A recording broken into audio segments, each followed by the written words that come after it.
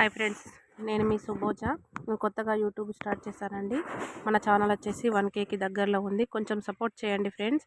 ఇది వచ్చేసి ఈ కూర మన మన రెసిపీ వచ్చేసి నాటుకోడి పులుసు.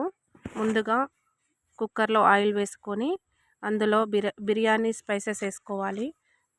ఆ తర్వాత ఉల్లిగడ్డలు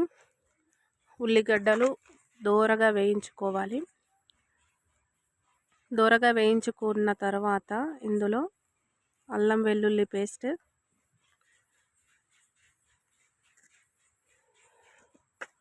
ఆ తర్వాత పసుపు వేసుకోవాలి. అల్లం వెల్లుల్లి పేస్ట్ వేసిన తర్వాత పచ్చి వాసన ఒక 2 సెకండ్స్కి వెళ్ళిపోతుంది. అప్పుడు పసుపు వేసుకోవాలి. పసుపు వేసుకున్న తర్వాత అందులో కడిగి ఒక 2-3 టైమ్స్ కడిగిన తర్వాత చికెన్ వేసుకోవాలి ఫ్రెండ్స్. మంచిగా నీట్గా వాష్ చేసుకోవాలి, లేకపోతే అది నాటుకోడి కూడా స్మెల్ వస్తుంది. చికెన్ వేసా, ఇది బాగా మగ్గనివ్వాలి. ఒక 5 మినిట్స్ అట్లనే లో ఫ్లేమ్లో బాగా మగ్గనిస్తే చాలా బాగుంటుంది అది. ఆ తర్వాత మగ్గిన తర్వాత దాంట్లో కారం,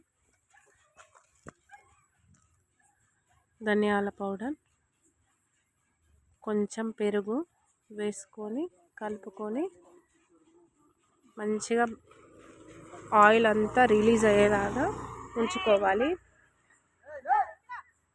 చాలా బాగుంటుంది. ఆయిల్ రిలీజ్ అయితేనే కర్రీ పర్ఫెక్ట్గా కుదిరినట్టు. కొంచెం లైట్గా ధనియాల పౌడర్ లేకపోతే గరం మసాలా ఏది ఉంటే అది వేసుకొని పుదీనా కొంచెం వేసుకొని కలుపుకొని ఒక 5 మినిట్స్ కలపాలి. ఆ తర్వాత లైట్గా మీకు ఎంత సూప్ కావాలనిపిస్తే అంత వాటర్ వేసుకోవాలి. మొత్తం సాల్ట్ అయితే అస్సలే వేయద్దు. లాస్ట్ దాకా కర్రీ అయిపోయిన తర్వాత వేసుకున్నా పర్లేదు. మీకు ఎంత వాటర్ కావాలనిపిస్తే అంత వేసుకోవాలి. ఎందుకంటే నాటుకోడి కదా, తొందరగా ఉడకదు. ఒక అరగంట పట్టింది ఫ్రెండ్స్ నాకు ఉడకడానికి. అరగంట హై ఫ్లేమ్లో కుక్కర్ పెట్టేసి